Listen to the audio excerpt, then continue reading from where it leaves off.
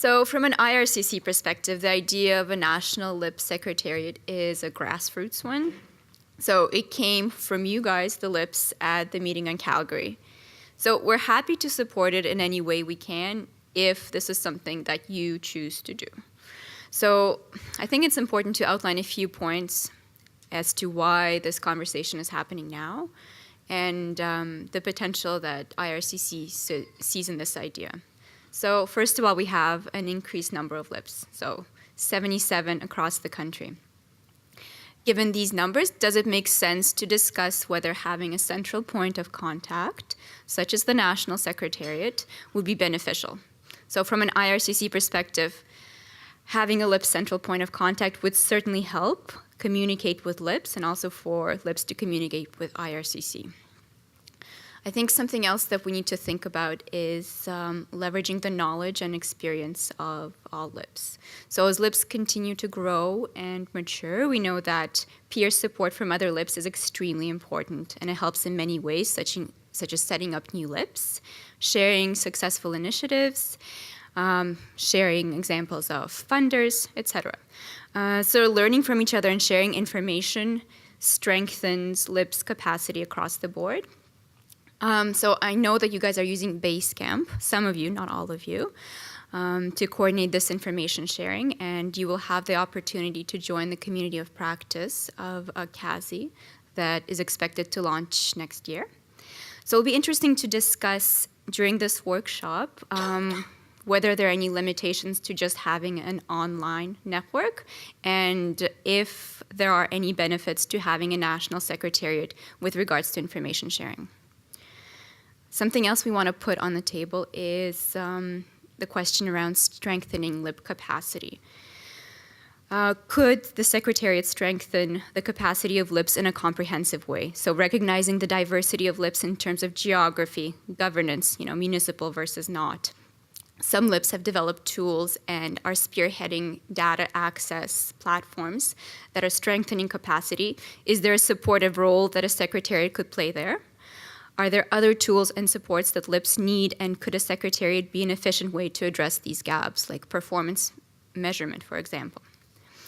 So I know that LIPs have been talking internally. There's been a working group that has been set up and devoted to this question. We know that important issues have been raised, and we need to be aware of them as this concept moves forward.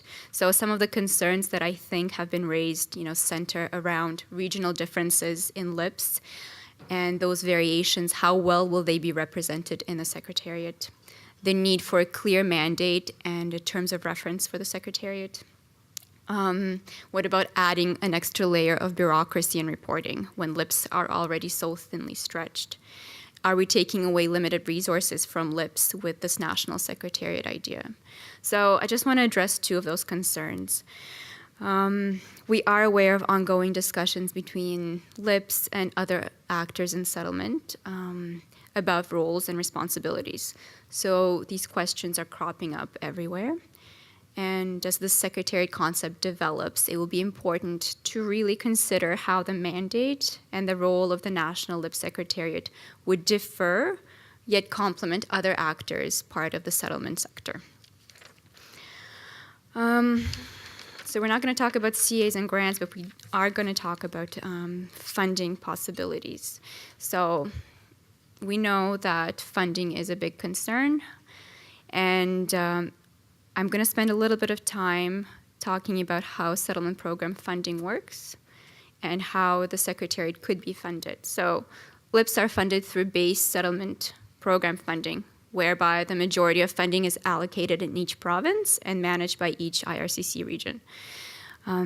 Now there's another funding envelope called the National Fund, and that's set at $12 million. And normally it's earmarked for infrastructure projects. So there's definitely potential for LIP National Secretariat to be funded through this envelope. And this would not impact the provincial allocations, so it would not impact the other LIP budgets. At the same time, I think that having a discussion on settlement program funding for a National Secretariat could generate perhaps other ideas for funding approaches. and we definitely welcome those. This recognizes that the settlement program funding is finite, so we need to consider any budget implications for establishing and maintaining the Secretariat. And we've seen that LIPS are very innovative and ingenious in the way that you approach community-funded model. So if you might have other innovative ideas, and this is a good opportunity to talk about that. So all in all, it's really not for us to say what this would do. It's really up to you guys to propose what you want this to be.